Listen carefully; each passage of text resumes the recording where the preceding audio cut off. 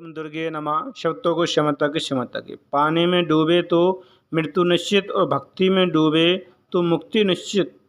जिंदगी मिली है तो कुछ करके दिखाओ, वक्त अगर खराब है तो बदल के दिखाओ।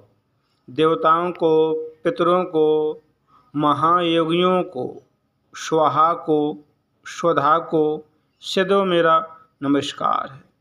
पितृ देवताओं को मैं नमस्कार करता हूँ और सदैव मैं उनका वंदन करता हूँ। पितृ पक्ष का प्रारंभ भादव मास की पूर्णिमा से होता है और अश्विन मास की अमावस्या को समाप्त हो जाता है, यानी कि 15 दिनों का जो समय होता है उसे श्राद्ध पक्ष और पितृ पक्ष भी कहते हैं। पृथ्वी लोक के नीचे 7 लोक होते हैं और पृथ्वी लोक के ऊपर 6 लोक होते हैं।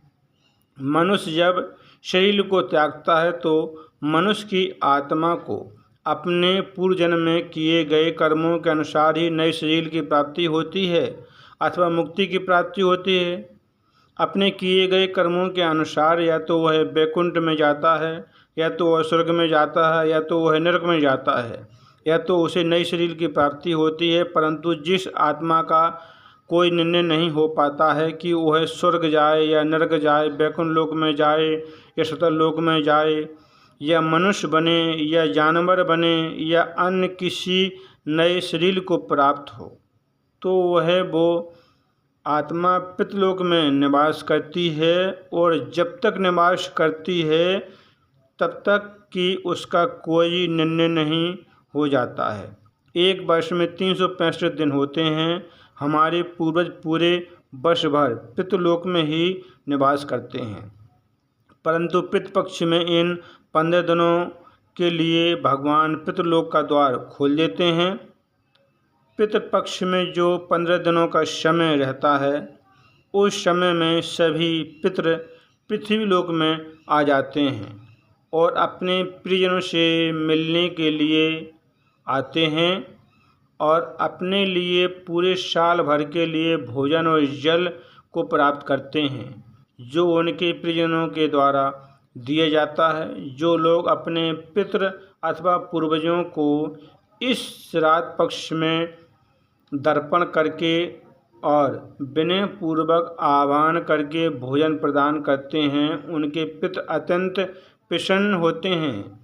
पितृ या पूर्वज तृप्त और प्रसन्न होकर वापिस जब पितृलोक जाते हैं तो जाते समय अपने परिवारजनों को शुभ आशीर्वाद देते हैं, जिससे कि उनके सभी मनोरथ पूर्ण होते हैं और सभी प्रकार के रोग दोग कष्ट दूर हो जाते हैं और खुशहाली जीवन में आ जाती है। परंतु जो लोग अपने पितरों को जल दर्पण भोजन नहीं देते हैं, उनके पितृ पूर्वज पृथ्वी लोक से बिना जल भोजन के भूखे ही वापस लौट जाते हैं और कुपित हो जाते हैं। इस प्रकार पितरों अथवा पूर्वजों के नाराज और असंतुष्ट हो जाने से परिवारजनों पर पितृ दोष लग जाता है और उन्हें अनेक प्रकार के रोग दुख और कष्ट लग जाते हैं और बनते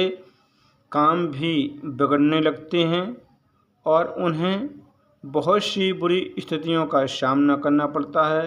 अतः पितृपक्ष में अपने पूर्वजों का आह्वान करना चाहिए, उनको दर्पण देना चाहिए और नाना प्रकार के पकवान और व्यंजन बनवाकर पूर्वजों को प्रेम से उन्हें अर्पण करना चाहिए, जिससे कि वे संतुष्ट और तृप्त होकर अपना आशीर्वाद देते हुए प्रसन्नता पूर्वक अपने पितृलोक को वापस लौट जाएं।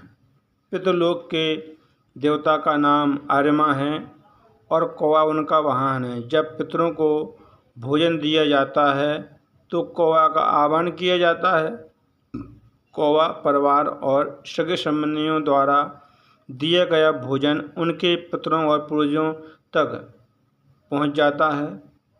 कुत्ते को भी भोजन दिया जाता है क्योंकि कुत्ता धर्मराज के दूध के प्रतीक हैं।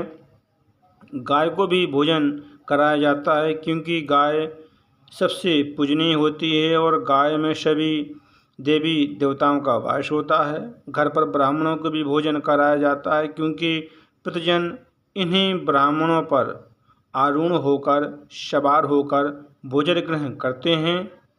किसी योग ब्राह्मण से पूजन करवाकर परिवारीजन अथवा पिता पुत्र द्वारा अपने पूर्वजों को पिंडदान व दर्पण अर्पित करना चाहिए। उसके उपरांत सबसे पहले पितरों या पूर्वजों के निमित्त भोजन रखना चाहिए, फिर कौवा को भोजन देना चाहिए, फिर गाय को भोजन खिलाना चाहिए और फिर कुत्ता को भोजन खिलाना चाहिए।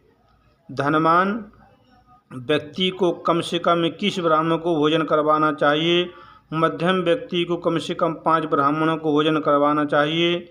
गरीब व्यक्ति के पास अगर इतनी व्यवस्था नहीं है कि वह अपने पितरों का श्राद्ध कर सके, तो वह मंदिर में जाकर अपने पितरों और पूर्वजों का स्मरण करके हाथ जोड़ने चाहिए। अत्यधिक दीनहीन होने पर भी कर्ज लेकर कभी श्राद्ध नहीं करना चाहिए, क्योंकि ऐसा करने से पितरों को बहुत दुख होता और वे भी कर्ज देने वाले के कर्जदार हो जाते हैं, वो भी ऋणी हो जाते हैं और उनको मुक्ति नहीं मिलती है। अतः कर्ज लेकर श्राद्ध नहीं करना चाहिए।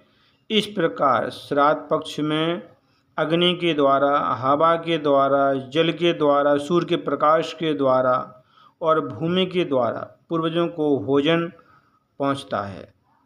सभी मनुष्यों को अपने पितरों को दर्पण देकर श्राद्ध पक्ष करना चाहिए। इससे पितृ प्रसन्न होते हैं और उन्हें पितृदोष के जो पितृदोष होता है उसके द्वारा आने वाली सभी बाधाएं, अड़चनें, रुकावटें दूर हो जाती हैं।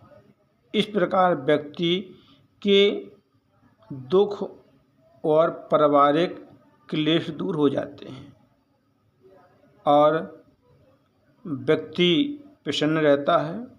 उसके जीवन में इसी प्रकार की बाधाएं दूर हो जाती हैं। ये थी छोटी सी एक कथा गरुड़ पुराण से कि पितरों को किस प्रकार से श्राद्ध दर्पण करना चाहिए। बहुत सुंदर अद्भुत कथा थी। कथा को सुनते रहें। कथा सुनने से मनुष्य को पुण्य की प्राप्ति होती है, साथ में ज्ञान की प्राप्ति होती है। इसलिए कथाओं को सुनते रहें, काम करते रहें, मैया का नाम जपते रहें। फिर मिलेंगे अगली बार एक खास वीडियो के साथ। तब तक आप सब देखते रहिए, कथा को सुनते रहें, काम करते रहें, मैया का नाम जपते रहें। शक्तों को क्षमता की।